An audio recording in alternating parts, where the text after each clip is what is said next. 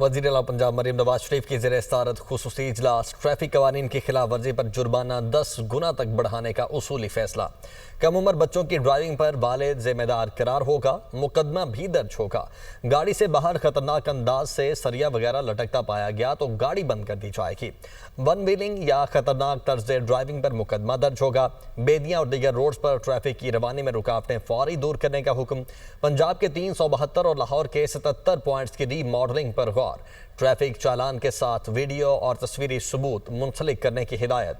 Traffic jam की पेशगी निशानदही के लिए रोड साइड डिजिटल स्क्रीन लगाने का हुक्म। दौरान ड्राइविंग मोबाइल के इस्तेमाल पर भारी जुर्माना आयद करने पर उसूल इत्तेफाक हुआ है। वज़ीर-ए-आला मरीम नवाज ने ट्रैफिक पुलिस को जदीद तरीन पेट्रोल व्हीकल और जदीद तरीन आलात देने की मंजूरी दी है। कहा, ट्रैफिक के निज़ाम में बेहतरी नजर नहीं आ रही, ठोस और पायदार इकदाम करने होंगे। ट्रैफिक हादसात को वकूअ पजीर होने से पहले ही मौसर इकदामात कामयाबी की जमानत हैं।